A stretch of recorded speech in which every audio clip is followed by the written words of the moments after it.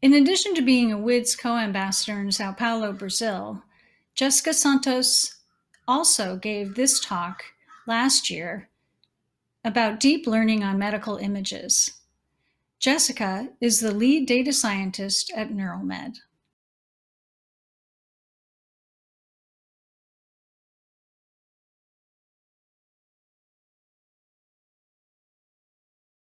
Então, eu vou falar para vocês de Deep Learning em imagens médicas.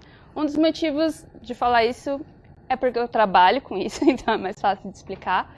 E o outro é porque eu vejo várias apresentações sobre essa área de IA muito aplicada a business, a negócio, e não em outros assuntos que a gente sabe que dá para pesquisar e trabalhar. Por isso que eu trouxe esse diferente. Então, para começar, a gente tem que ver o que é Deep Learning, certo? Porque a gente escuta muito essa palavra, virou uma hype, algo que é muito escutado, mas nem todo mundo sabe o que é. Então, entre vocês, alguém trabalha com Deep Learning? Não? Vocês sabem o que é redes neurais? Sim, a maioria já ouviu falar de redes neurais, certo? Então, o Deep Learning ele é baseado em redes neurais, ele é um ramo de aprendizado de máquina que vem das redes neurais. E aí o que ela faz? Em geral, rede neural a gente aprende pesos de combinações entre as variáveis, certo? Então a gente vai ter lá vários neurônios e os neurônios vão ser ligados entre arestas que têm pesos da combinação entre as variáveis. Deep Learning também é isso, certo? Deep Learning é uma rede neural. Só que ela é uma rede neural deep, muito profunda, e que tem outros tipos de camada, além dessas mais lineares, tá bem? Por que ela ficou tão famosa? Por que a gente escuta tanto falar de Deep Learning hoje em dia? Hoje a gente tem dados em todos os lugares. Então, tudo a gente está capturando dado. Então, a gente está mexendo no celular o tempo todo. Isso é uma captura de dados. Internet, até alguns aparelhos como o Smart TV, até Smart Geladeira tem hoje em dia, que estão capturando dados. Então, como o volume de dados é muito grande, Deep Learning é uma das técnicas em que ela consegue melhorar o aprendizado dela de acordo com esse volume de dados. Diferente das tradicionais, que chega uma época que a gente trava no aprendizado, ela não consegue aprender mais mesmo que você adicione dados, tá? Então, volume de dados, aumento da capacidade computacional também, então a gente tem várias GPUs hoje em dia, que o pessoal usa para games, mas também treinamentos de Deep Learning, eles são muito usados, e a evolução nos algoritmos que permitem com que eles rodem de uma maneira mais rápida. Antigamente a gente não conseguia fazer nem um terço do que a gente faz hoje se não fossem todas essas evoluções, tá bom? E um outro ponto é o uso em dados não estruturados. Então, é a melhor forma hoje em dia que a gente tem de tratar textos, som e imagens, que é o foco de agora. Tá? Em imagens, a gente tem as Convolutional Neural Networks, as CNNs. E o que elas fazem? Elas fazem essa predição de reconhecimento de imagens. Então, ali a gente tem uma rede entrando um gato e um cachorro e ela consegue reconhecer o que é o gato ou o que é o cachorro. Como que ela funciona? Antigamente, no processamento de dados antigo, alguém já trabalhou com processamento de imagens aqui em algum ponto da vida? Já? Então, eles têm os filtros convolucionais, nome difíceis. O que ele faz? A gente tem uma matriz pequena, geralmente 3x3, mas ela pode ter um outro tamanho, que a gente aplica essa matriz em vários pontos da imagem de forma linear para obter alguma feature que a gente está procurando. Então, aquele ali, por exemplo, é um filtro para extrair bordas das imagens, certo? Então, é aquilo. A convolução é baseada naquilo. Então, a gente tem aquele filtro e ele aplica em vários pontinhos da imagem. Por que a CNN é diferente disso? A gente consegue aplicar vários desses filtros automaticamente na imagem. Então é muito mais prático, eu não preciso escolher qual feature que eu vou querer extrair. Eu consigo extrair várias. E ela mesma aprende esses valores desses filtros. Então algumas pessoas tinham que ir lá e calcular como é que eu defini um filtro para extrair uma borda. Eu não preciso disso com a CNN. Ela que vai aprender quais vão ser esses valores. E vai conseguir extrair várias dessas características de uma vez, para a gente conseguir fazer a classificação. Tudo bem? O aprendizado.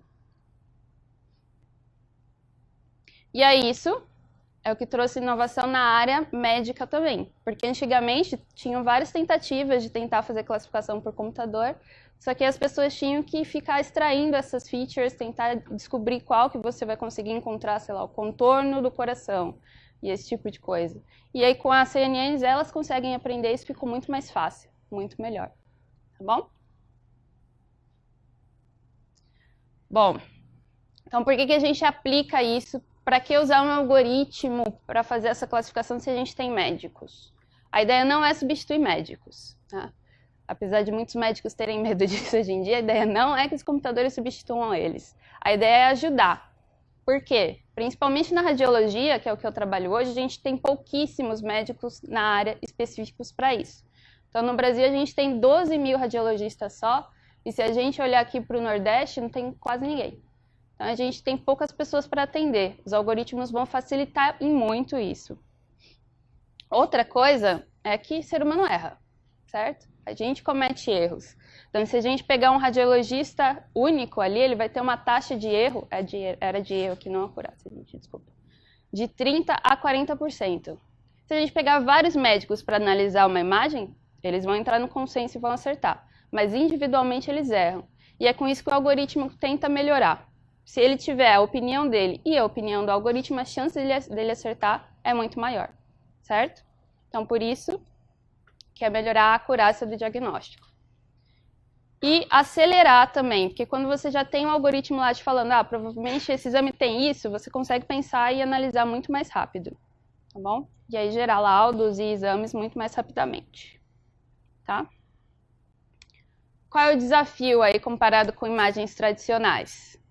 Um é que se não tivesse uma setinha aqui, eu não ia ter ideia do que tem nessa imagem. É só um médico mesmo para analisar. O outro é que quando a gente compara com a imagem de um cachorro, por exemplo, a maioria dos pixels aqui, a gente está vendo o cachorro, certo? Então a gente tem vários dados para analisar nessa imagem. Quando a gente compara com o raio-x, o que a gente estava procurando, não sei nem se vocês estão conseguindo ver aí, é uma bolinha aqui no canto. É só isso que importa. Então os dados que estão sendo representados são muito menores. Por isso que ele é um pouco mais difícil do que classificação de imagens normais, naturais. Tá?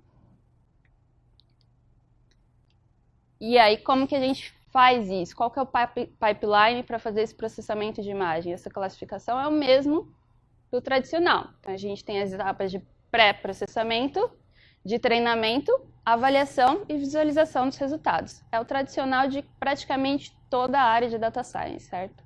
Todo mundo trabalha com esse processo. Pré-processamento. O que a gente precisa fazer? Essa é uma parte muito importante, principalmente para diminuir aquele fato de ter poucos pixels que representam o que a gente quer. Então, uma das coisas que é feita é segmentar a imagem. Procurar isolar só a área em que pode ter aquilo que a gente está procurando. Tá? Outra parte, normalização, que a gente faz em dados tradicionais também. E a equalização do histograma, que é para ter essa visualização um pouco melhor das coisas. Tá? E aí, existe um problema bem específico desse caso, que a gente tem poucas imagens.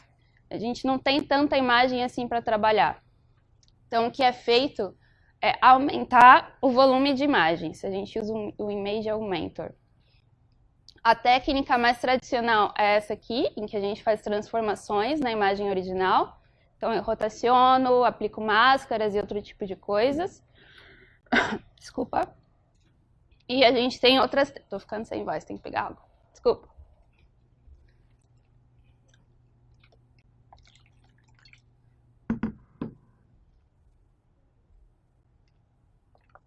Foi. E a gente tem outras técnicas, como por exemplo a GAN. Vocês já viram aqueles vídeos de celebridades falsas, que na verdade é uma mistura de faces de várias celebridades? Então, e aquele é feito com GAN, que é uma técnica para gerar imagens sintéticas. Ela é bem legal. Quando a gente aplica essas transformações, a gente tem que ter cuidado de não matar a imagem que a gente estava querendo. Aqui eu aumentei muito o brilho e aqui o foco que eu queria sumiu, desapareceu. Então tem que ter muito cuidado com essa parte. Treinamento.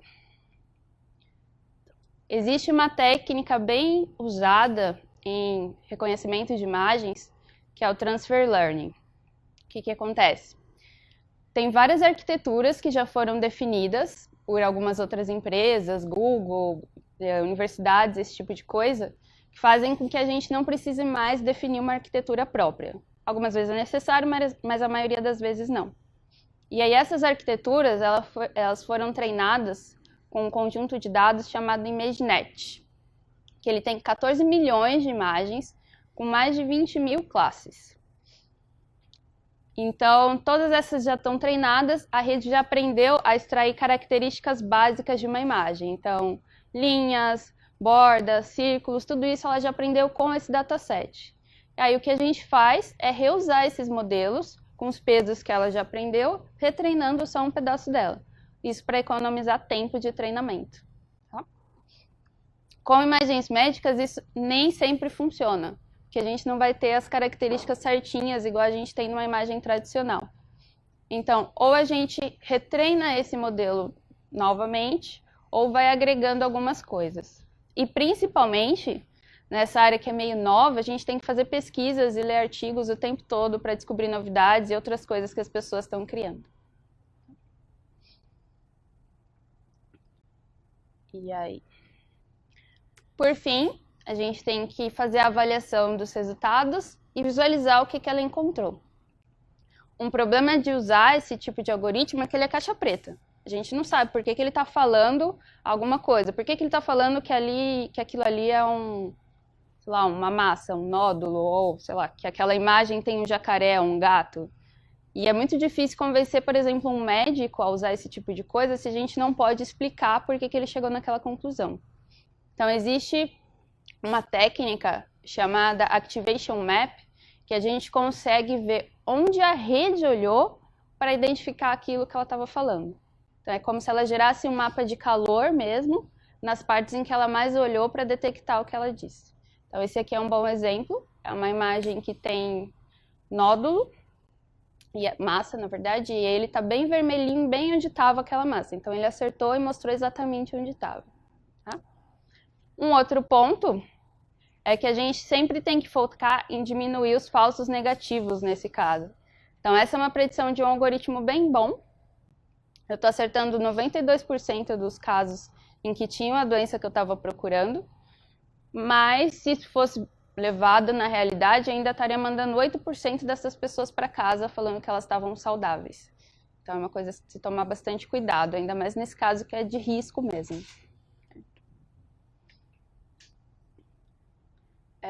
Eu vou mostrar um vídeo para vocês agora, que não rolou.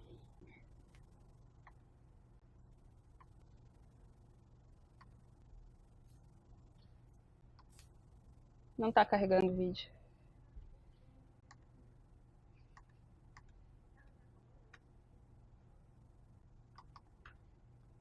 Eu ia mostrar um vídeo para vocês de um experimento que fizeram comparando as redes que eles treinaram com vários médicos diferentes.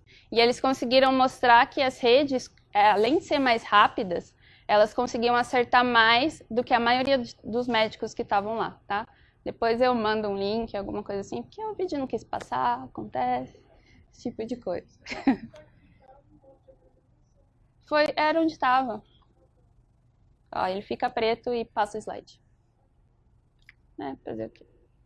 Bom, mas é isso. Essa sou eu. Tem algumas informações de contato. Então é isso. Obrigada, gente.